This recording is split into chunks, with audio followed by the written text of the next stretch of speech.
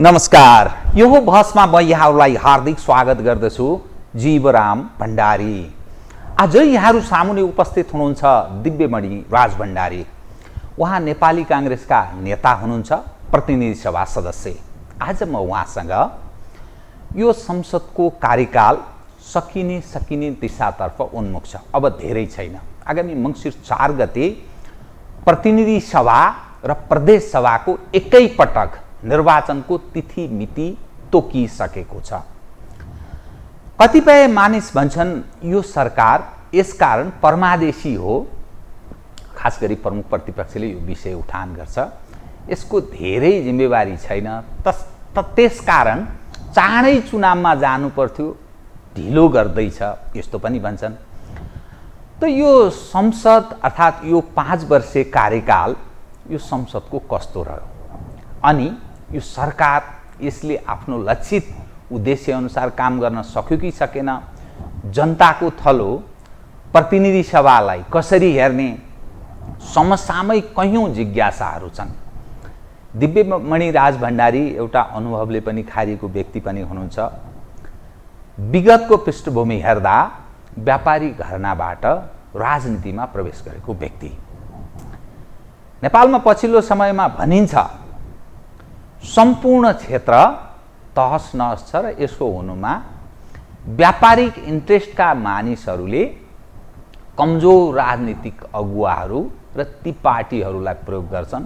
फलत राजनीतिमा व्यापारिक र गैर राजनीतिक व्यक्तिहरूको बढावा र उनीहरूको वर्चस्व कब्जामा हरेक पार्टी जाँदैछन्। संदिग्ध चरित्रका मानिसहरूको बारेमा पनि कुरा गर्छन्।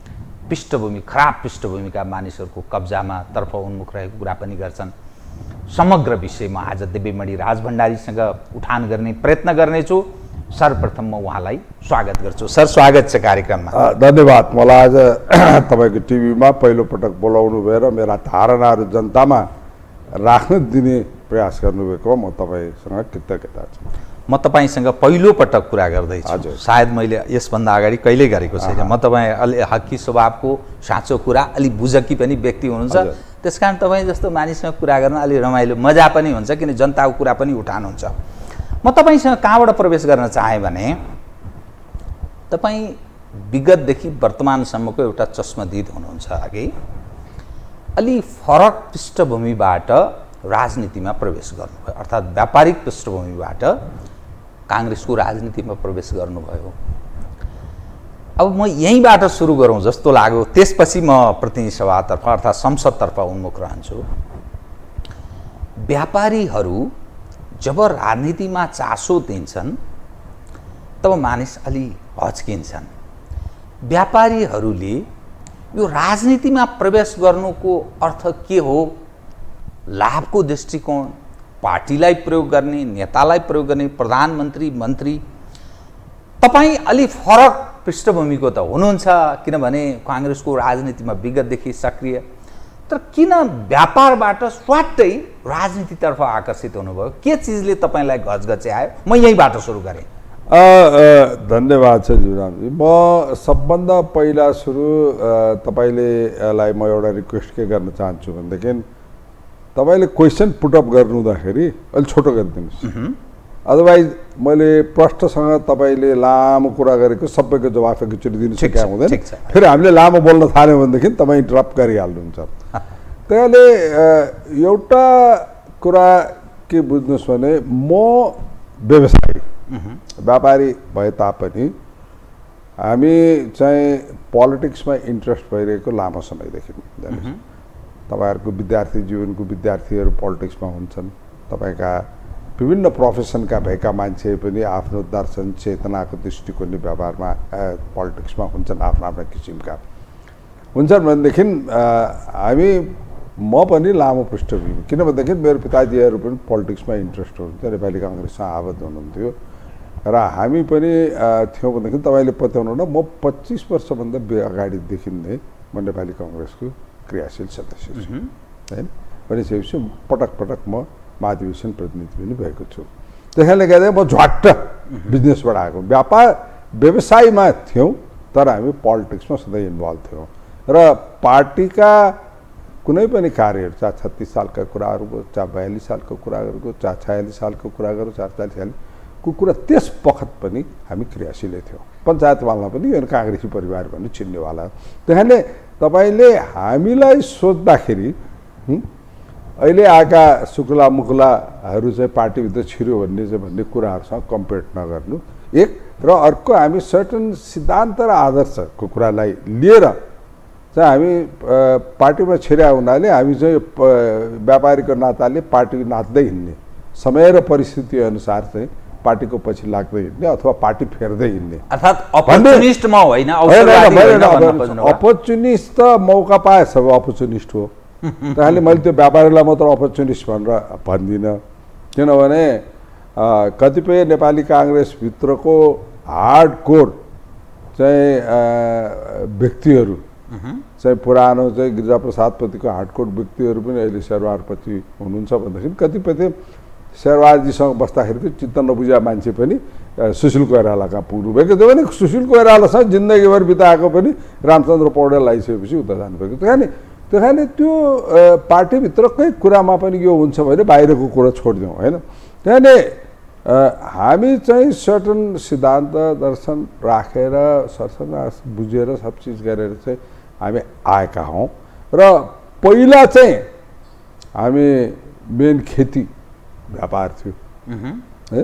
अनि साइडमा जब चाहिँ खेतीकोमा चाहिँ खेतालाहरूको कृषकहरूको साइड टाइममा चाहिँ धानको समय भएन, मकैको समय भनेदेखि फ्री टाइम हुँदाखेरि पढ्ने सड्ने अरूबारे ज्ञान हुने कुरा जब गाउँतिर हुन्छ नि, त्यस्तै कुरा चाहिँ हामी चाहिँ अर्को समय चाहिँ हामी व्यवसायमा छोडेर चाहिँ हामी राजनीतिमा पनि लाग्थ्यौँ र राजनीतिको पार्टीको विभिन्न कार्यहरू र विभागहरूमा पनि हामी कार्यतर भएर काम गर्थ्यौँ। त्यस कारणले सबभन्दा पहिला सुरु चाहिँ राजनीतिको पक्षको कुरा यो गर्नुहोस् भनेदेखि जब म चाहिँ सांसद बन्छु भने होइन, सांसद बन्छु भनेर प्रयास गरेँ, पटक पटकको प्रयासहरू हो, तर यस पटक चाहिँ 74 सालपछि चाहिँ म सक्सेस पाएँ मैले।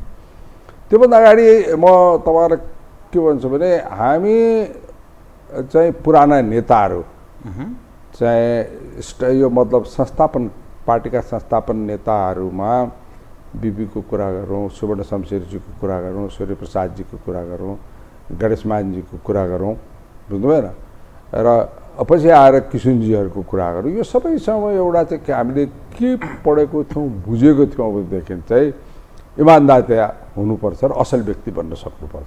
असल व्यक्ति इमान्दारिता बन्नको निम्ति चाहिँ सबभन्दा ठुलो इम्पोर्टेन्ट कुरा चाहिँ त्याग चाहिन्छ, लोभ बेसी गर्नु हुँदैन भन्ने जानेको हुनाले मैले के देखेको थियो भनेदेखि हामी सुवर्ण शमशेरपट्टि धेरै नजिक थियौँ। व्यापार भनेको हामी सुवर्ण शमशेरपट्टि धेरै नजिक थियौँ र सुवर्ण शमशेरजी बहुत पैसावाल ठुल्ठुलो व्यापार भएका मान्छेहरू हेर्नु। तर उहाँ जब सरकारमा जानुभयो उहाँले कुनै व्यापार गर्नु दिनु भएन। मेरो पिताजीलाई पनि व्यापार गर्नुबाट उहाँको छोरा र मेरो पिताजीको पार्टनरसिपमा बिजनेस थियो पनि बन्द गरिदिनु भएन। त्यस कारणले सर्टन नैतिकताको आधारमा हामी चाहिँ आफै चाहिँ हामी चल्छौँ। हेर्नुहोस्, जिन्दगीमा पैसै सब चिज त होइन नि। त्यस कारणले मेरो पृष्ठभूमि अलिक फरक छ भन्ने कुरा तपाईँले मलाई पहिलोपटक भेट्नु नचिनेर मैले तपाईँलाई म तपाईँलाई अब यसैमा थप प्रश्न गरेँ। फरक पृष्ठभूमि फरक काममा रहेको व्यक्ति राजनीतिमा के चिजले आकर्षित हुन्छ र स्वयं तपाईँको कार्यकाल चाहिँ तपाईँ जो 5 वर्षको कार्यकाल व्यतीतको क्रममा हुनुहुन्छ, तपाईँ आफ्नो विगतको पृष्ठभूमि जो व्यापार व्यवसाय थियो, नेपालको अवस्था हेर्दा व्यापार चौपट छ, उद्योग धन्दा सम्पूर्ण हाम्रो परनिर्भरता रह्यो, व्यापार पनि एकदम परनिर्भर छ। तपाईँ नीति निर्माण गर्ने तहमा कति सफल कति असफल रहनुभयो कार्यान्वयन गराउने सवाल। अब तपाईँले सोध्नुभएको पहिलो कुरामा इभन मैले हामीलाई सर्ट क्वेसन गर्नुहोस् भन। पहिले भन्नुभएको कुरामा के छ भने कतिपय चाहिँ यो व्यवसायमा लागेका व्यापारी लागे पनि राजनीतिमा चाहिँ सधैँ भएको हुन्छ र कति चाहिँ व्यक्ति राजनीति गर्न अनैतिक तरिकाले पैसा कमाउनुको सट्टा म चाहिँ आफ्नो एउटा केही न केही व्यवसाय गरेर मेरो आफ्नो व्यक्तिगत खर्च सबैको निम्ति चाहिँ म आफ्नो व्यवसाय गरेर त्यसको आम्दानीबाट चाहिँ म आफै जीवन पालन गर्छु भन्ने हुन्छ। त्यस कारणले आज कुनै पनि पार्टीमा हेर्नुहोस्, कुनै पनि पार्टीमा हेर्नु कतिपय सांसदहरूको स्कुल छ, ट्राभल एजेन्सी छ, कन्स्ट्रक्सन कम्पनी छ, कुनै न कुनै किसिमको पानी बनाउने कम्पनी छ, कुनै न कुनै किसिमको मजौला खाले सानो लघु मजौला खाले चाहिँ उद्योग व्यापारहरू सबैको भइरहेको छ। हेर्नु त्यसले गर्दाखेरि सस्टेनेबिलिटी हेर्नु उहाँ हुने एक चिज छ। त्यस कारणले त्यो पक्षलाई नभर्नु।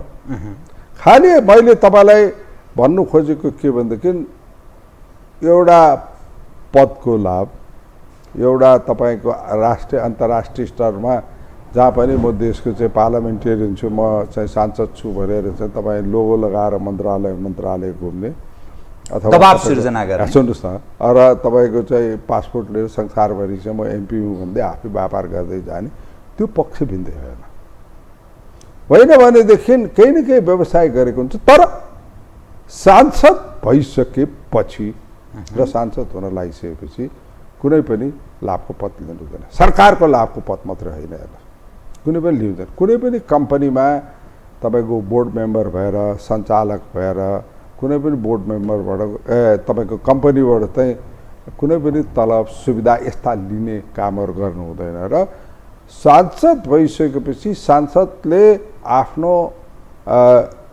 कुनै पनि आफ्नो बारेमा, चाहे तपाईँलाई सोध्नुहोस् न, हाम्रो आफ्नो वेबसाइट होला, फेसबुक एकाउन्टहरू होला, सब चिज होला भने जनतामा जाने कुराहरूमा चाहिँ कुनै संसदको कार्यविधि भन्दा अरू चिजमा एडभर्टिजमेन्ट गरेर बस्ने होइन। यो चिज गर्न एजुकेट हुन टाइम लाग्छ र लोभले गर्दाखेरि पाउँदैनौँ भन्ने कुरामा चाहिँ हाम्रा नेताहरूले पनि दिनु सक्ने काम हुन सक्नुपर्छ। र संसद भएर आइसकेपछि उसको धर्म कर्म भनेको संसद सचिवालय त्यहाँ बसेर क्रियाशील हुनु पर्यो। आज संसदमा आउनु छैन, बुझ्नु भएन, व्यवसायमा गरेर बस्ने अनि फेरि सांसद बन्नु खोज्ने र त्यस्तो सांसद बन्नु खोज्नेहरूलाई फेरि टिकट दिनु खोज्ने जायज हुन्छ जस्तो मलाई लाग्दैन। तर पार्टीभित्रको कुरामा चाहिँ सबै प्रकारका, सबै व्यवसायीका, सबै वर्गका व्यक्तिहरूको आवश्यकता हुन्छ। त्यो व्यक्तिहरूलाई चाहिँ पार्टीले चाहिँ अनर गर्नुपर्छ।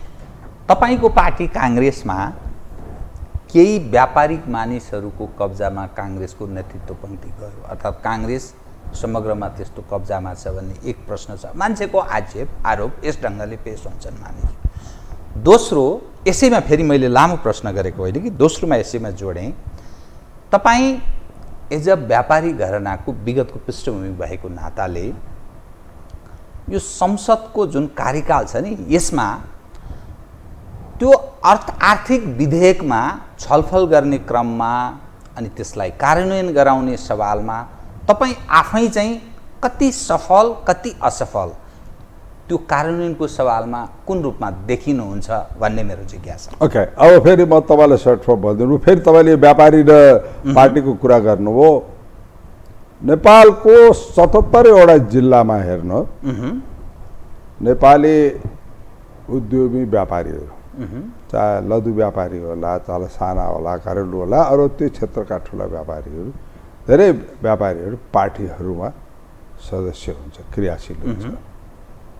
एज लङ एज उनीहरू जनप्रतिनिधि भएर आएको छैन, यो सब ठिक हेर्नुहोस्, पार्टी सञ्चालन गर्छ। तर जनप्रतिनिधि भएर आइसकेपछि आफ्नो जिम्मेवारी हुनुपर्छ।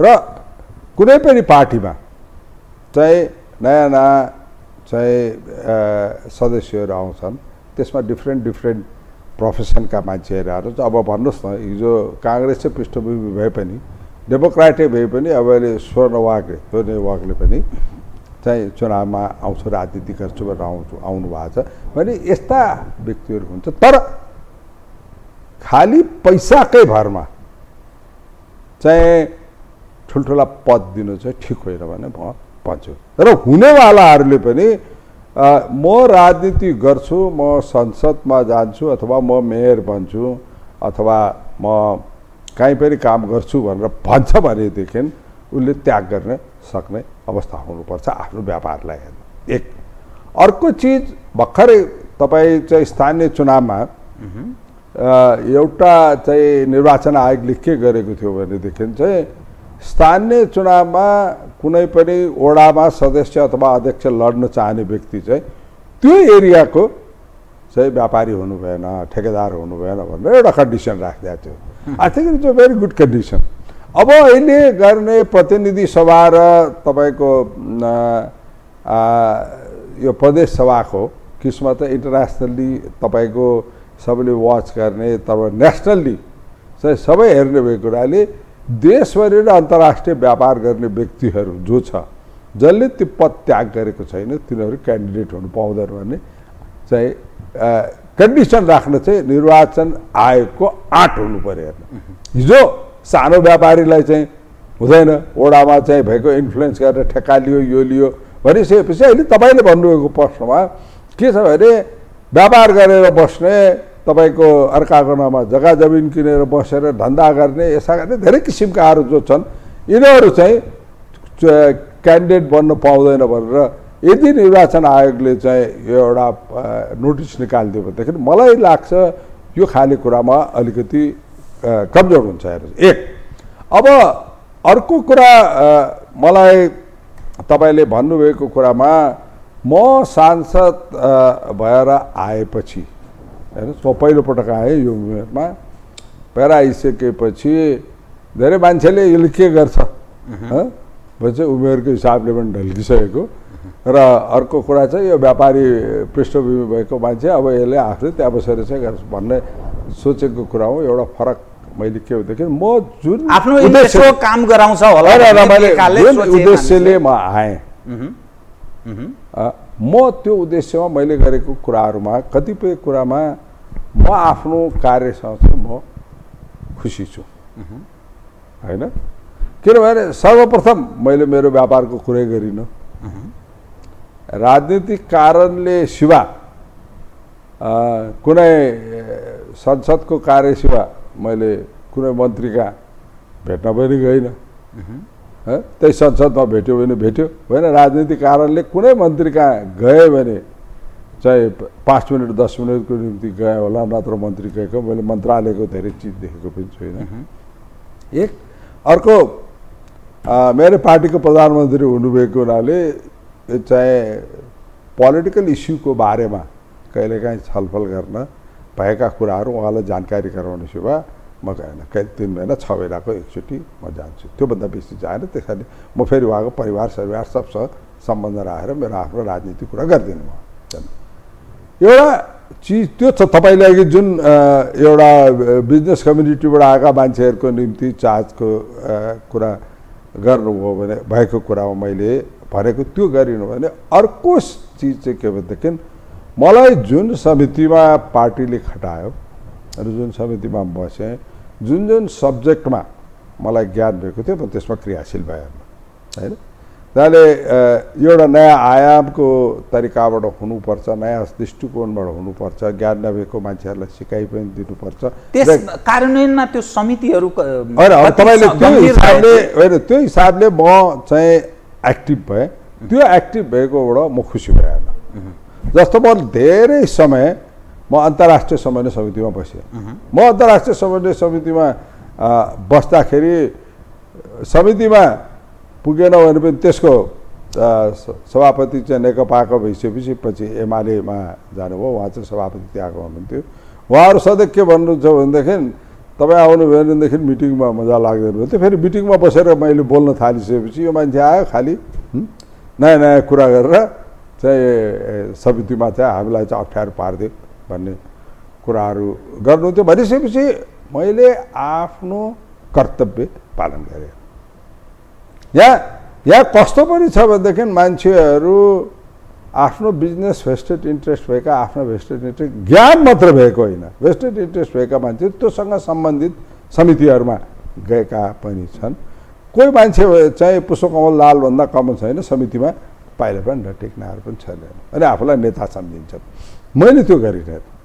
मैले तपाईँको म बसुन्जेल चाहिँ मैले 95% समितिको मिटिङहरूमा पनि बसेँ, भाग लिएँ र मैले आफूले हेड गरेको र अरू सहयोगको उपसमितिहरूमा पनि मैले काम गरेँ। त्यो सबबाट आफ्नो कामबाट म खुसी छु। तर तपाईँले सोधेको कुरा के भन्दा हामीले कतिपय पास गरेर सरकारलाई दिएको निर्देशनहरू, समितिबाट दिएका निर्देशनहरू, समितिले पास गरेर पठाएका प्रतिवेदनहरू के छ, त्यो प्रतिवेदनहरूको चाहिँ सरकारले कार्यान्वयन नगरेको छ। म दुखी छु। कार्यान्वयन गरेन कतिपय कुरामा कार्यान्वयन नगरेकोमा दुखी छु। र त्योभन्दा पनि कार्यान्वयन भन्दा पनि के भन्दाखेरि I don't think the concern people even study properly. प्रतिवेदन चाहिँ राम्रो छ, के दिएको थियो भन्ने नै बिर्स्यो। म तपाईँलाई एउटा इन्ट्रेस्टिङ एक्जाम्पल दिन्छु। हामीले निजगढ एयरपोर्ट बनाउनु भनेर प्रतिवेदन दियो। प्रतिवेदन दिँदाखेरि हामीले कसरी बनाउनु पर्छ भन्ने कुरा हामीले लेखी पनि दियौँ। त्यो सँगसँगै वातावरण सम्बन्धीको बारेमा पनि हामीले निर्देश, त्यसलाई पनि सम्बोधन गरेर निर्देश दियो। त्यसको निम्ति चाहिँ न्यूनतम क्षति कसरी हुन्छ र त्यसको निम्ति कम्पेन्सेसन कसरी हुन्छ। पछि त्यो कन्सर्न मान्छेहरूसँग छलफल गर्दा वी फेल्ट इट, उनीहरूलाई त्यो थाहै छैन र उनीहरूले त्यो कुराहरूलाई हामीले दिएका निर्देशन कुराहरूलाई एउटा स्टडी गरेर कोर्टमा जाँदाखेरि एउटा प्रिन्ट गरेर पनि देखेन। पछि छलफल हुँदाखेरि त्यो फिल भयो भने कतिपय हामीले दिएको जस्तो तपाईँको नेपाल एयरलाइन्सको व्यवस्थापनको कुरा, तपाईँको वाइड बडीको करप्सनको कुरा, न्यारो बडीको करप्सनको कुरा, चाइनिज एयरक्राफ्टको कुरा, यताहरूमा तपाईँको तारागाउँको कुरा, यो सबै चिजहरू पार्टीले गरे, समितिले गरेका कुराहरूलाई पनि नेपाल सरकारले कार्यान्वयन नगरेको हुँदाखेरि फिल लाग्छ। आज हेर्नु, म अन्तर्राष्ट्रिय समिति अन्तर्गत पर्यटन पनि थियो। पर्यटनको बारेमा हामीले धेरै कुरा गरेर निर्देशनहरू दियौँ।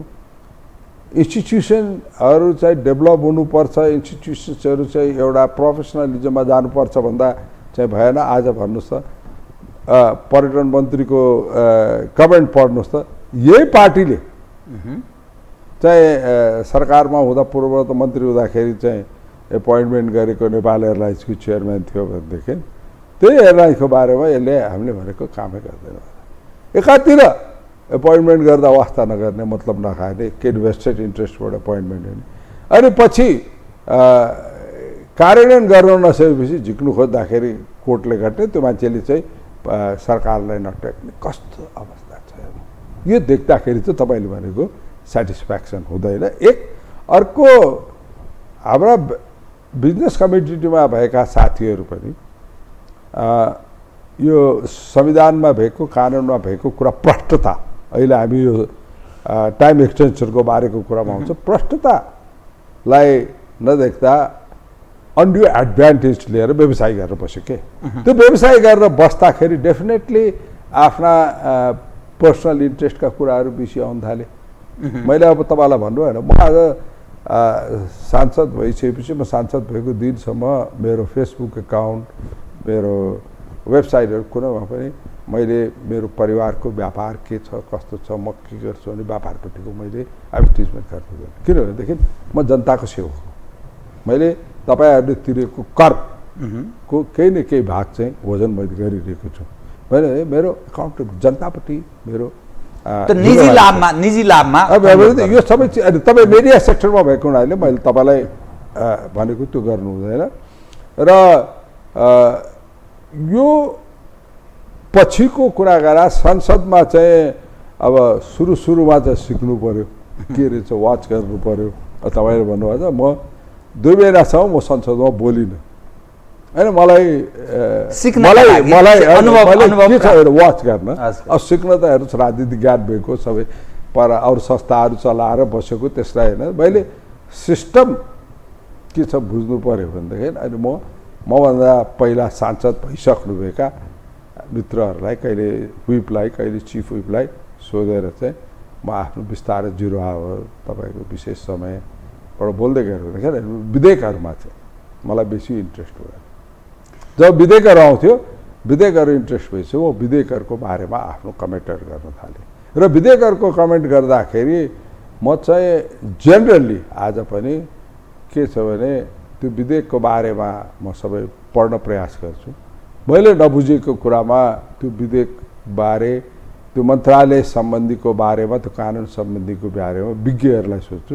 कहिलेकाहीँ त्यहीँ नै पनि प्रतिपक्षका साथी होस् अरू पार्टीका साथीहरू होस् तर त्यो बारेमा उहाँहरूलाई राम्रो ज्ञान छ भने म उहाँहरूलाई पनि सोध्छु हेर्नु। र कतिपय अहिलेको विधेयकको बारेमा बोल्दाखेरि पूर्व मन्त्रीहरू हुनुहुन्छ जसको पालामा विधेयकहरू ल्याएको छ, म उहाँहरूसँग पनि छलफल गरेर एउटा डेलिभरेसन राम्रो होस् भन्ने कोसिस गर्छु र म 90% अफ द टाइम म सब्जेक्टमा जान खोज्छु। तर अनफर्चुनेटली नेपालको हाम्रो संसदको सिस्टममा के छ भने हामीलाई टाइम 3 मिनट दिन्छ हेर्नु, मन्त्री र प्रधानमन्त्रीले टाइम अनगिन्ती छ। त्यसैले उनीहरूले डेलिभर गर्दाखेरिको फ्लो सबैको कारणले एकदम राम्रोसँग चाहिँ फ्लोसँग गर्न पाउँछ भनेदेखि हामीहरूलाई विदिन 3 मिनट्स दिँदाखेरि म जस्तो बिस्तारो बोल्ने मान्छेहरूलाई चाहिँ टाइपको चाहिँ त सांसदहरूलाई त्यस अनुरूपको सुविधा प्राप्त भएको छैन। यो सब्जेक्टमा म संसदभित्र म धेरै खुसी छु। तर एउटा संसदको दुःखलाग्दो कुरा चाहिँ के देखियो भने सबै इलेक्टेड तरिकाबाट समितिका सभापतिहरू हुन्छन् हैन र एउटा सिस्टमबाट चाहिँ के गरेको रहेछ भनेदेखि लेखा समितिको सभापति चाहिँ सत्ता पक्षले नलिने प्रतिपक्षलाई दिने, बाँकी समितिहरू चाहिँ सत्ता पक्षले आफ्ना प्रतिनिधिहरू राख्ने चलन रहेछ। र अहिले म विधेयकहरूको कारणमा धेरै अरू कारणहरूमा पनि सभापतिहरूसँग पनि छलफल हो, कुरा भयो र मैले एउटा चिज के पाएँ भने पूर्वोत्तर सरकारले अथवा पहिला पार्टीमा भएका नेकपाले चाहिँ त्यो समितिमा गएर इफिसियन्टली काम गर्न सकोस्, एउटा मन्त्रालयलाई चाहिँ कन्ट्रोल पनि गर्न सकोस्, नीति पनि दिन सकोस् र ज्ञान भएकाले फुल टाइमर चाहिँ एउटा चाहिँ तपाईँको जस्तो मन्त्रीहरू आफ्नो मन्त्रालयमा फुल टाइमर बस्छन्, यो समितिका सभापतिहरू पनि फुल टाइमर चाहिँ तपाईँको आफ्नो अफिसमा बसेर काम गर्न सकोस् भन्ने हेतुले उनीहरूलाई फेसिलिटिज दिएको छ, उनीहरूलाई एसिस्टेन्ट्सहरू स्टाफहरूको व्यवस्था छ, सब चिज छ भनेदेखि त्यो काम भएको मैले देखिनँ।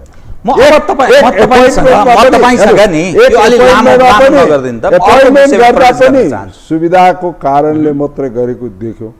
अर्को कार्यान्वयनको कार्यमा पनि मलाई अझै जाम दियो है, मलाई जिम्मेवारी दियो भनिसकेपछि मेरो चाहिँ यसमा दायित्व हुनुपर्छ भन्ने कुरा चाहिँ मेजोरिटी अरू समितिको सभापतिहरूमा देखिएन र त्यो माथि समितिको सभापतिहरूमा मैले देखेको समितिको कार्यहरूमा देखाएँ अर्थ समिति, अहिले तपाईँले भन्नुभयो नि अर्थ समितिमा चाहिँ धेरै विधेयकहरू विकास सम्बन्धी अर्थ सम्बन्धीका विधेयकहरू चाहिँ त्यसै लथालिङ्ग पार्थ्यो। तपाईँलाई म 2टा विधेयक अहिले तपाईँले हतार गर्नुभएको बेला भन्छु, म 2टा विधेयक चाहिँ हाम्रो खतिवडाजी चाहिँ अर्थमन्त्री हुँदाखेरि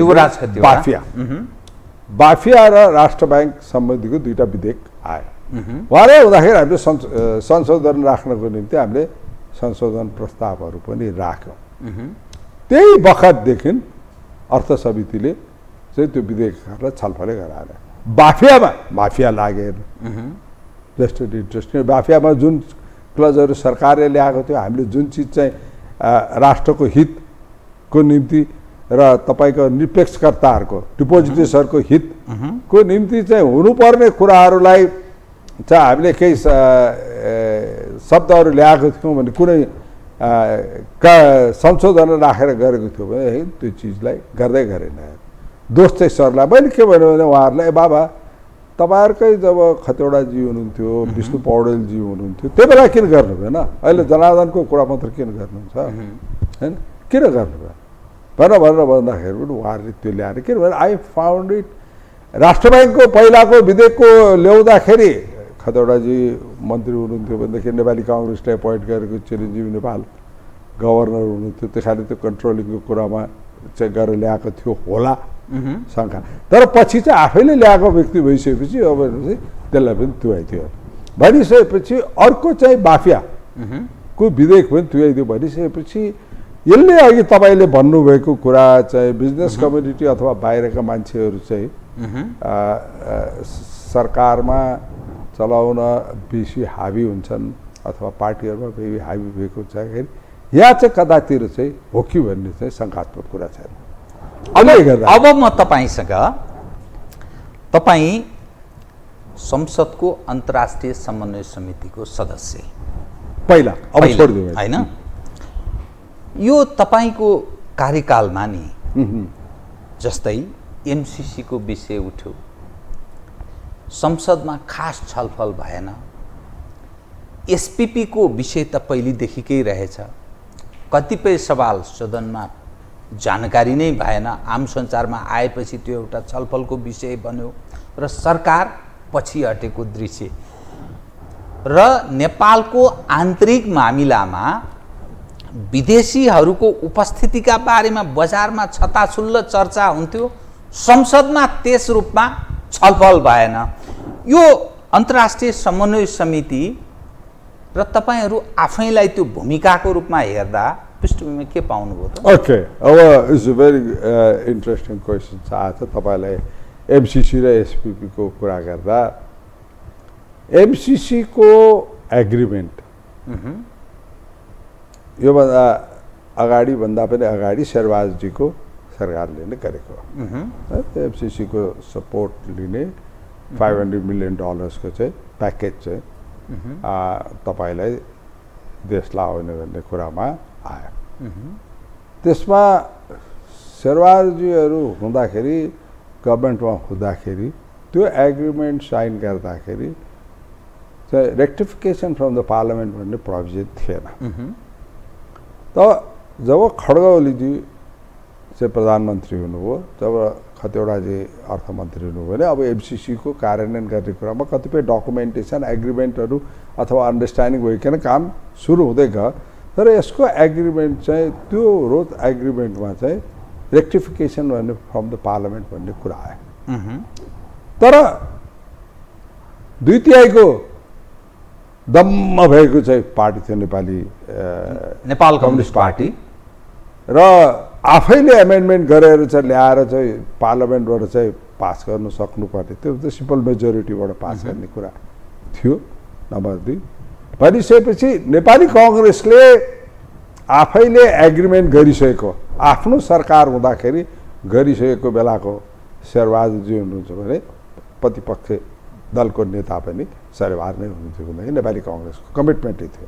एक अर्को शेरबहादुरजीले त्यसमा राम्रो काम के गर्नुभएको थियो भनेदेखि चाहिँ एमसिसीको बारेमा चाहिँ संसदीय दल, हाम्रो आफ्नो संसदीय दलबाट पनि एप्रुभ गराएर राख्नु, छलफल गराएर हामीले संसदीय दलबाट पनि एप्रुभ गरायो।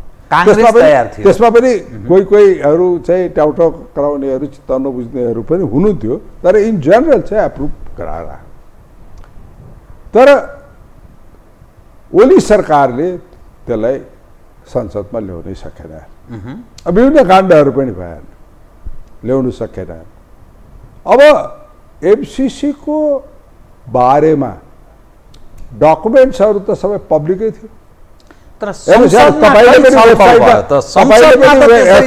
तपाईँले पनि वेबसाइटमा पढ्नु भएको थियो, सबैले पढेको थियो। भने त्यसपछि एमसिसीको डकुमेन्ट कुन लेभलमा छ, कसरी छ, राष्ट्रिय हितको कुरा कहाँ छ, कहाँ कमजोरीको कुरा छ, त्यो कुरा पढ्नेतिर कोही गएन। अनि एउटा ग्रुपले एमसिसी चाहिँ हुँदैन, एमसिसी चाहिँ हुँदैन भनेपछि त्यसैमा पछि लाएर सब कराउन थाले। आज तार्किक निष्कर्षमा पुर्याउने बेलामा त नेपाली कङ्ग्रेसले नेतृत्व गरेको सरकारले नै गर्नु पर्यो हैन। तर जनताको थलोमा छलफल नहुनुको अर्थ तपाईलाई when we are talking about the rectification of the agreement, त्यो विधेयक होइन छलफल गर्न, त्यो समितिमा गएर छलफल गर्ने कुरा होइन। आवश्यकताबाट ल्याऊ भने त्यो रेक्टिफिकेसन अफ एग्रिमेन्ट हो, संसदमा पेश गरेर संसदको बहुमतले पास गर्नुपर्ने कुरा हो। टरकपुर होइन, यो टनकपुर होइन हेर्न। अर्को एमसिसी को एडभान्टेज कन्ट्रीलाई हुने एडभान्टेज हेर्नु, म अन्तर्राष्ट्रिय व्यापारमा धेरै इन्भल्भ भएको मान्छे। यो एमसिसी को एग्रिमेन्ट के थियो भने तपाईको $500 मिलियन चाहिँ अमेरिकन सरकारले नेपाल सरकारलाई फ्रीमा दिने अनुदान। यो तपाईको एक्सपोर्ट इम्पोर्ट ब्याङ्कको लोन जस्तो होइन, तपाईको वर्ल्ड ब्याङ्क र एडिबीहरूको जस्तो सफ्ट क्रेडिट होइन, तपाईको बिआरआई होइन अथवा एआईबीबी पनि होइन यो हेर्नु, अथवा यो इन्डियाबाट आउने एक्सपोर्ट क्रेडिट पनि होइन हेर्नु। चाहिँ यो चाहिँ टोटल्ली ग्रान्ट थियो भने अर्को यसको सबभन्दा एडभान्टेज के थियो भने तपाईको एक्सपोर्ट इम्पोर्ट ब्याङ्कको कुरा गरौँ, ओइसिडी का भनेको जापानबाट आउने लोनका कुराहरू सबै चिज गर्दा अथवा वर्ल्ड ब्याङ्क र एडिबीको कुरा गर्दाखेरि पनि प्रोक्युरमेन्ट गर्दाखेरि बाइल्याटरल छ भने त्यही देशबाट गर्नुपर्छ भन्ने हुन्थ्यो हेर्नु।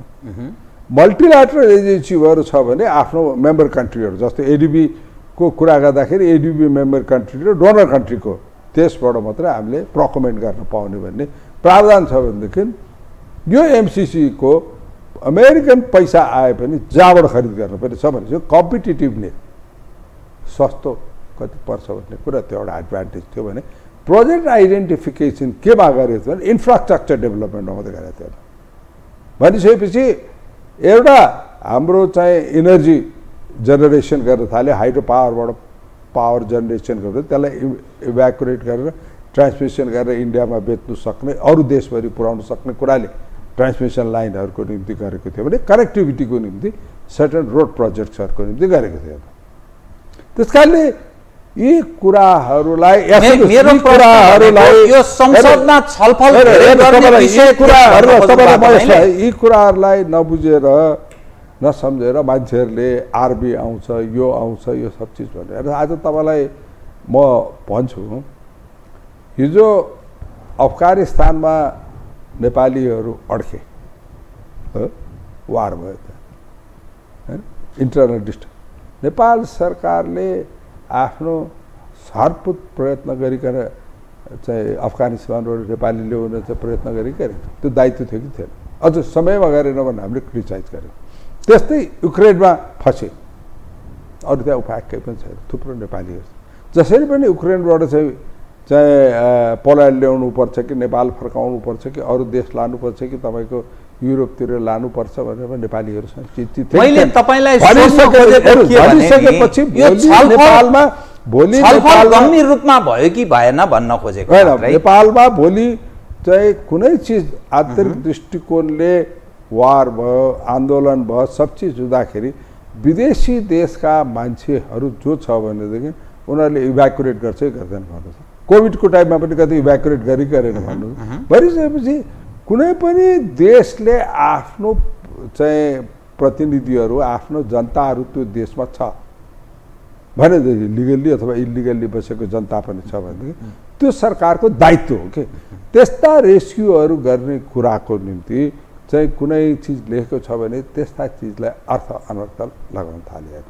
एक म तपाईसँग एकदम छोटो छोटोमा तपाईँको जवाब मैले चाहेँ कि मेरो प्रश्न के हो भने यो ठिक या बेठिक भन्ने भन्दा पनि संसद जिम्मेवारीको सवालमा त्यो जनताको थलो हो, जनताको चासोको विषयलाई कति छलफल हुन सक्यो। जस्तै एमसिसीको सवालमा छलफल त्यस रूपमा बृहत ढङ्गले हुन सकेन। एक किनभने चासो त जनताले राखे नि। दोस्रो एसपिपीकै सवालमा कसले गरेको थियो, त्यो कसैले गरेको थियो, गम्भीर त्रुटि थियो भने किनभने नेपाल सरकार पछि हट्नुको अर्थ स्टेट पार्टनरसिप प्रोग्रामबाट यसको अर्थ त्यहाँ मुलुकमाथि घाटा हुने घातक थियो, त्यसको दोषी को थियो, त्यस उपर छलफल हुने। यी यावत काम किन भएन? संसद कति जिम्मेवारी बोधका साथ रह्यो भन्ने मेरो प्रश्न के। ओके, अब तपाईलाई म एमसिसी को अब म छोटो तरिकाबाट छुट्याइन्छु। एमसिसी को बारेमा जब संसदमा यो बारे तपाईको गठबन्धनभित्र पनि कन्फ्युजनका कुराहरू आए, गठबन्धनभित्रबाटै तपाईँको मान्छेहरूले आफ्नो कमेन्ट गर्न थालिसकेपछि एउटा एमिकेबल सल्युसन लिनुको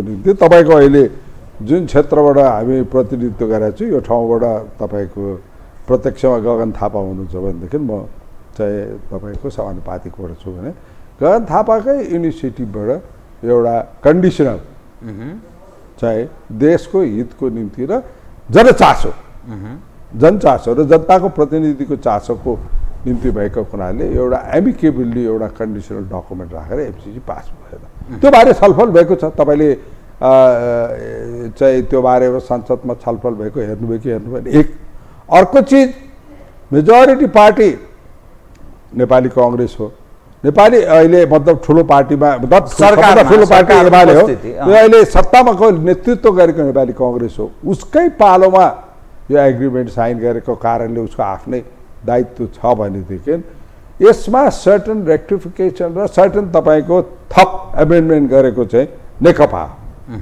एक नेकपा एमाले होइन हेर्नु खतौडाजीको टाइममा नेकपा भनिसकेपछि उनीहरू पनि एकाउन्टेबिलिटी छन् आफूले गरेको कुरा भनिसकेपछि त्योबाट आफ्ना आफ्नो सांसदहरूलाई ज्ञान गराउनु पर्ने आफ्ना सदस्यहरूलाई ज्ञान गराउन पर्ने कर्तव्य पनि उनीहरूको हो भनेदेखि त्यहीबाट बुझ्नुपर्ने कर्तव्य पनि त्यही हो। त्यो भइसकेपछि आइसकेपछि त्यसमा पार्टीमा संसदमा यो बारे आएका कुराहरूलाई छलफल गरेर सबले आफ्ना आफ्ना धारणाहरू राखेको गरेको पास भएको हो। तपाईँलाई त्यत्रो अवरोधको टाइममा पनि नेकपा एमाले पनि एमसिसीको विरोध त संसदमा गरेको छैन नि। बाहिर को नेताले के बोल्छ भन्ने कुरा छोड्नु, नेपाली कांग्रेसका कतिपय नेताले पनि पहिला विरोधमा बोलेको थिए होइन, नबुझेर बोलेको थिए, सम्झाएर हामीलाई हाइरहनुहुन्थ्यो हेर्नु के हो भनेर। त्यसैले चाहिँ त्यो चाहिँ पास गरेको कारणले गर्दाखेरि चाहिँ एमसिसीमा चाहिँ छलफल भएन भनेर तपाईँले जुन चार्ज गर्नुभयो त्यो मिल्दैन। छलफल भएको थियो र पास भएको थियो र कन्डिसन राख्यो। त्यो कन्डिसनलाई तपाईँलाई अमेरिकन सरकारले पनि स्वीकृति गरेको। अब तपाईसँग म अब तपाईँ जाउँ है, तपाईँ एसपिपीको कुरा हेर्नु। एसपिपीको कुरा के छ भने जब नेपालमा भूकम्प भयो, भूकम्प भइसकेपछि हामीलाई धेरै देशका मान्छेहरूले चाहिँ हामीलाई सहयोग गरे। त्यो मध्येमा अमेरिकन्सहरूको पनि ठुलो सहयोग भयो। म त दोलखा जिल्लाबाट आएको मान्छे, म करिब 3 महिना चाहिँ म दोलखा जिल्लामै यो रेस्क्यु गर्ने काममा भयो भनेदेखि तपाईँको फ्रेन्च टोलीहरू थियो, ताइवानिजहरू थियो, तपाईँको अमेरिकन्सहरूको च्यारिटेबल इन्स्टिट्युसन्सहरू धेरैहरू थियो। म धेरैजनासँग मिलेर मैले आफ्नो भूकम्पको टाइममा काम गरेको थिएँ। त्यो भूकम्पको टाइममा काम गर्न आउँदाखेरि रेस्क्यु गर्ने बेलामा चाहिँ धेरै अमेरिकन जो तपाईँको सुरक्षाकर्मीहरू पनि आएर रेस्क्यु त्योहरूलाई जाने छ। हामी कहीँ यहाँ पनि भन्नुहोस् न, पहिलो सुरु जबै चाहिँ रेस्क्यु गर्ने तपाईँलाई रिहेबिलिटेट गर्ने यो सब चिज गर्ने कुरा सुरक्षाकर्मीकै हुन्छ भने त्यो भएको थियो भने त्यहीबाट आएको थियो। एउटा हेलिकप्टर क्रास भएर अमेरिकन सोल्जर्सहरू यहाँ मरेको पनि थियो।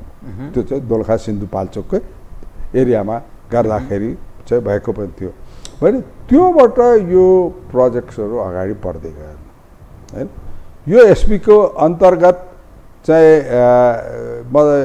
एक्सचेन्ज अफ लेटरबाट एकदम छोटोमा छोटोमा जवाफ दिनुस्। तपाईले सोध्नुपछि प्रश्न त पार्नु एक्सचेन्ज अफ लेटर विषयमा तपाईसँग उठान गर्नु जरुरी छ। सब चीज गर्दा गर्दै पनि तपाईको विस्तार यो इन्डो पेसिफिकको कुराहरु र कसैले यो चाहिँ is a part of the Indo Pacific भन्ने कुरा पछि आयो है। अब एसपीपी को अन्तर्गत नेपालमा कतिवटा प्लेन पनि आइसक्यो भन्छ, हेलिकप्टर पनि आइसक्यो भन्छ, प्रशस्त ट्रेडिङ पनि भइसक्यो भने कति पैसा आइसक्यो र कति पैसाको चाहिँ सहयोग पाइसकेको भन्ने पनि छ। तर 2019 मा 2019 मा नेकपाको सरकार हुँदा चाहिँ एउटा चाहिँ एग्रिमेन्ट ड्राफ्ट अमेरिकाले पठाएको रहेछ। त्यो एग्रिमेन्ट ड्राफ्ट पठाउँदाखेरि नेपाल सरकारले चाहिँ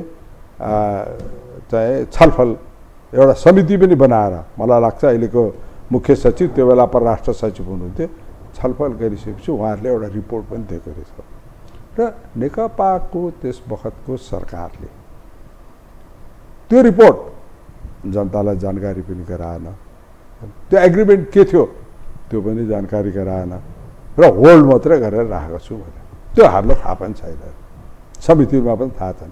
81 यो अवरुद्ध संसदको अवरुद्ध सिद्धिसकेपछि चाहिँ पूर्व परराष्ट्र मन्त्रीज्यूले चाहिँ 2019 को डकुमेन्टको बारेमा चर्चामा ल्याउनु अनि मिडियाहरूमा पनि चर्चाहरूमा हेर्नु भनिसकेपछि त्यो चर्चामा आइसकेपछि जुन चाहिँ त्यो समितिले राष्ट्रिय हितको निम्ति गर्नुपर्ने सुझावहरू दिएको थियो त्यो बारेमा कार्यान्वयन गर्नको निम्ति यो सरकारले चाहिँ तपाईँको आइपिसी अन्तर्गत हुने एसपिपी इन्डो पेसिफिक अन्तर्गत गएर हामीले इन्डो पेसिफिकमा हामी इन्भल्भ हुँदैन भनिसकेका छौँ त्योबाट अन्तर्गत हुने एसपी चाहिँ हामी एक्सेप्टेड गर्दैनौँ भनेर यो सरकारले छाती बलियो राखेर बताएन। अब मिडियामा जाने कुरा गर्ने बाहिर गर्ने एउटा चिज छ भनेदेखि प्रष्ट रूपले चाहिँ शेरबहादुरजीले म यस्ता राष्ट्रिय घाती काम केही गर्दैन भन्नुभयो त्यो अनुसार क्याबिनेटले निर्णय गर्यो त्यो अनुसार चाहिँ अमेरिकन सरलाई चिठी पठाएर अब त्यो चिठी पठाउँदाखेरि पनि डिप्लोमेट कोर्समा तपाईको त्यो यो जवाबले कुरा आएको छ म अर्को विषयमा बारेमा पनि एउटा चिज चाहिँ नेपाली कांग्रेस सरकारको कमजोरी कम्पेरिटिभली टु अदर चाहिँ गरेका राम्रा कुराहरूलाई जनतामा पठाउन सक्ने अवस्था छैन। आज तपाईँले भन्नुहोस् न म सरकारपट्टिको सांसद होइन म आफू संसद यति बोल्छु मेरो आफ्नो कुराहरू देखेर तपाईँ मलाई बोलाउनु छ अरू टेलिभिजनहरूका भाइहरू बोलाउनुहुन्छ कुरा गर्छौँ आफ्नो कुराहरू तपाईँहरू मार्फत जनतामा राख्नु छ भनेदेखि तपाईँको सरकारको टेलिभिजन नेपाली टेलिभिजनले हाम्रो बोलाएर चाहिँ हाम्रो कुराहरू जनतामा पठाउनु कोसिस गर्दैन भनेको नेग्लिजेन्सी ज्ञान नभएको र केयरलेसनेसले गर्दाखेरि जनतामा नेपाली कांग्रेसले गरेका नेपाली कांग्रेस सरकारले गरेका शेरबहादुरजीले गरेका कुराहरू प्रभाव भइरहेको छैन। म तपाईसँग कृपया है म कार्यक्रमको अन्त्यतिर आएँ कि कुरा गर्दा गर्दै नागरिकता विधेयक राष्ट्र प्रमुख संसद र सरकार बीच नागरिकता विधेयकका कारण कन्फ्रन्टेसनको जस्तो अवस्था सृजना हुँदैछ। एक दोस्रो यो संसद प्रधान न्यायाधीश उपरको महाभियोगको सवालमा यसै सिद्ध्याउने तर्खरतर्फ उन्मुख छ अर्थात् जिम्मेवारी बोधका साथ यो प्रतिनिधि सभा पेश भएको भन्ने आधार एकदम कमजोर छ। अब फेरि लामो प्रश्न भन्नु होला यो नगरी फेरि तपाईलाई छुट दिन त्यति ठीक लागेन। यस्तो प्रतिनिधि सभा पटक पटक विघटनको प्रयास कांग्रेसले धेर गरेको रहेछ। 51 सालमा गिरिजाप्रसादले 55 सालमा गिरिजाप्रसादले पाँचौं विघटन फेरि 59 सालमा शेरबहादुर देउवाले पटक पटक कांग्रेसले विघटन गर्न खोजेको रहेछ। नेपाली कांग्रेस कसरी जनताको थलोलाई संरक्षण गर्ने डेमोक्रेट पार्टी हो भनेर मान्नेलाई बताइदिनुस् त। एकदम संक्षिप्तमा होइन म तीनटा कुरामा सबभन्दा पहिला म तपाईँको विघटनकै कुरा गर्छु। सर्वप्रथम 51 सालमा होला गिरिजाप्रसाद कोइरालाले संसद विघटन गर्नुभयो। त्यो विघटन चाहिँ सर्वोच्च अदालतले मान्यता दियो हैन। तर म डिटेलमा जान्न। ठीक politically as a congressman I say it was a mistake गल्ती थियो हैन। It was a mistake. त्यसले गर्दा नेपाली कांग्रेसले धेरै वर्षसम्म राजनीतिमा भोग्नु पर्यो। It was a mistake. तर सबै कानुनी कारणले हेर्ने हुँदाखेरि गिरिजाप्रसादले गरेको कुरालाई सर्वोच्च अदालतले मान्यता देखाले त्यो ट्याक्टर छोडो। त्यो पछि तपाईले चाहिँ अरू प्रधानमन्त्रीहरूले अर्को सरकारहरूले चाहे शेरबहादुरको कुरा तपाईँले सबै भन्नुभयो। तर तपाईँले मनमोहनजीले गर्नुभएको विघटनको कुरा र दुई पटक चाहिँ हाम्रो खड्गप्रसाद ओलीजीले विघटन गर्नुभएको 77 पुस 5 मा तपाईँ ओली अलि प्रोग्रेसिभ विचारधारा हुन्छ क्या हो भएपछि सबैको भन्नुपर्छ होइन होइन म भन्थे मैले कांग्रेसलाई चाहिँ भन्न खोजेँ तपाईँ कांग्रेस भनेपछि सबैको भन्नुपर्छ म आज भन्नु न सर त्यो सबैलाई भन्नु त 51 सालमा गिरिजा 52 सालमा मनमोहन 55 मा गिरिजा 59 मा देउबा 6औं पटक 77 पुस 5 मा केपी ओलीले अब अहिलेसम्म 6 पटक विगतको हरेक सरकारले प्रयत्न गरेको छ यो तपाईले अब प्रष्ट भयो यो तपाईले सबै भन्नु भइसकेपछि हामी फेयरनेस हुन्छ मलाई के लाग्छ भने यो छेडछाडको लोभ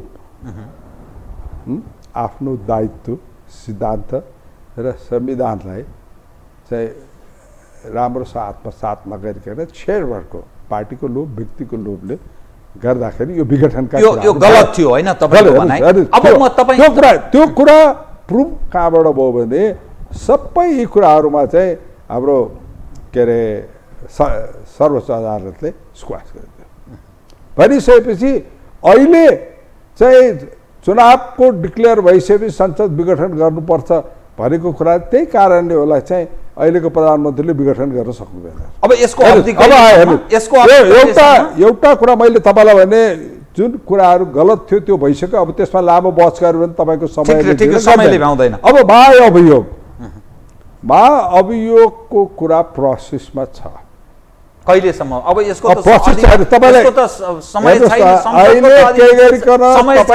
अहिले यो संसद चाहिँ तपाईको दफा संविधानको हेर्नु तपाईँलाई म बताउँछु संविधानको दफा 85 को मर्म अनुसार यो संसद चाहिँ लामो बढ्दै जाने भएको मलाई अवश्य पनि लाग्थ्यो यो संसदको समयभित्र नै चाहिँ यो महाअभियोगको प्रोसेस पनि कम्प्लिट हुन्थ्यो होला जस्तो लाग्छ तर अब अहिले के भनिएको छ भने हिजो पनि निर्वाचन आयोगले खबरदार है यो बन्द सूची चाहिँ पेश गरिसकेपछि क्यान्डिडेटहरुको पेश गरिसकेपछि संसद पनि बन्द हुनुपर्छ र तपाईको सभामुख र उपसभामुखको पद पनि खाली हुनुपर्छ एप्लिकेसन भनिसकेपछि कुन टाइममा चाहिँ हुन सक्छ आज तपाईलाई नै यो एउटा एक्जाम्पल दिन्छु तपाईलाई यो अर्गनाइजेसनको एउटा डिपार्टमेन्ट है चाहिँ एउटा शुद्धिकरण गर्नु पर्यो तपाईका हेबेका कर्मचारीले बदमाशी गर्यो भने तिनीहरूलाई कारबाही गर्नु पर्यो भने त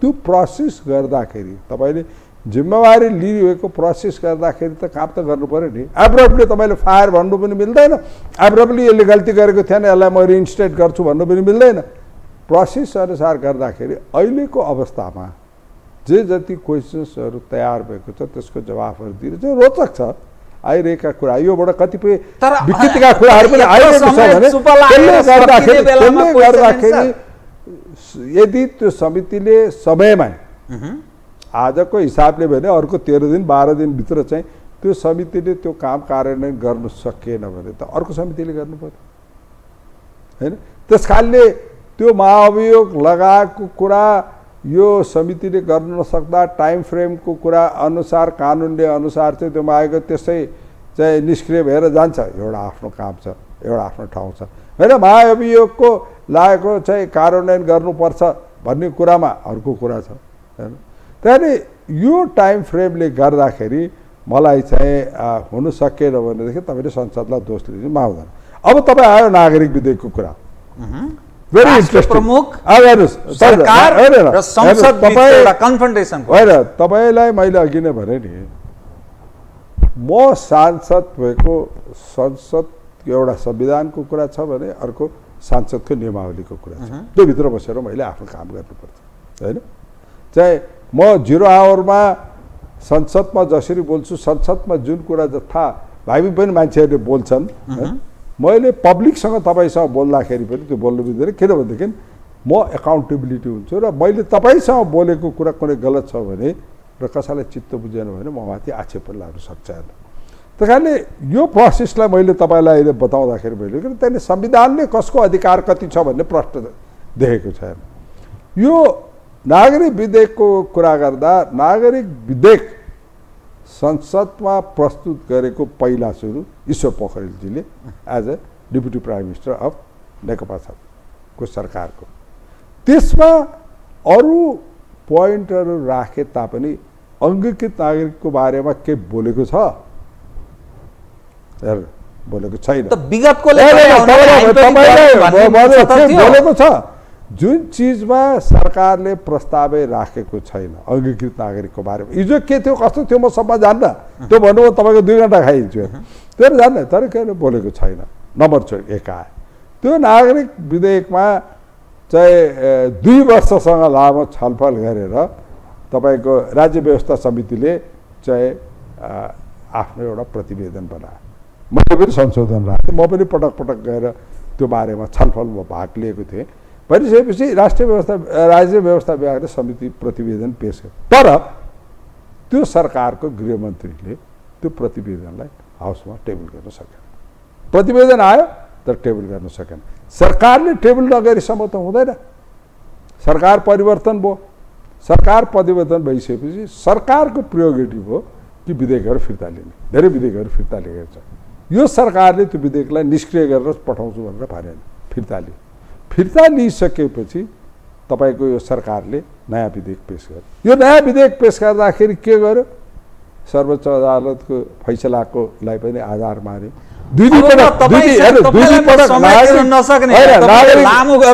नागरिक विधेयकको बारेमा अध्यादेशहरू आएको जुन थियो, अध्यादेशका आएका कुराहरूलाई पनि मध्यनजर गरेर ड्राफ्ट गर्यो भने जनमानसको इन्ट्रेस्टिङको कुराहरूको नि गर्यो। तर बटम लाइन के गर्यो भनेदेखि पूर्वोत्तर नेपाल नेकपाको सरकारले जुन बनाएको छ त्यसैको बुदाहरूमा दफाहरूमा मात्रै लाएर अङ्गीकृत नागरिकको बारेमा छोएको छैन। होइन, त्यस बखत मैले छोएको छैन। त्यो आइसकेपछि त्यो बारे छलफल भयो। तर मैले भन्न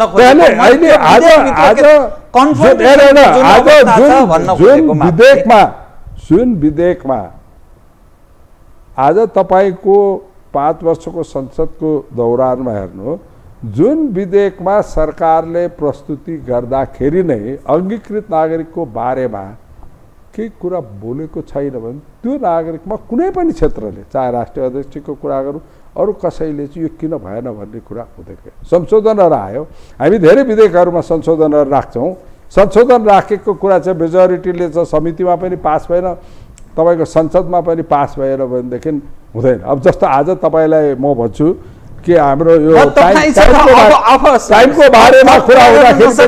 बारेमा पनि कुरा हुँदाखेरि भरे चाहिँ बहुमतले कुन पास गर्छ? एउटाले भन्छ अवधि 5 वर्ष हुनुपर्छ अथवा संसद चाहिँ शपथ ग्रहण गरेको दिन हुनुपर्छ भनेर मन्त्रीजीले व्याख्या दिनुभयो।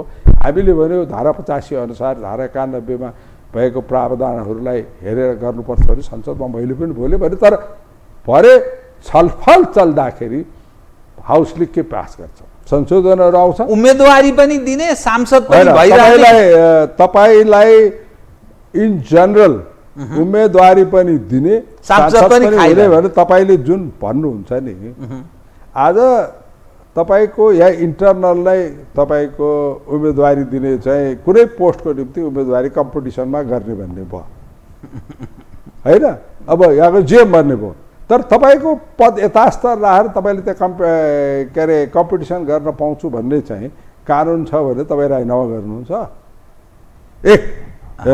अर्को चिज, संविधानको धारा 85 र धारा 91ले के बोलेको छ के कानुन बन्नु पर्यो, त्यो अनुसार चाहिँ यो हुँदैन।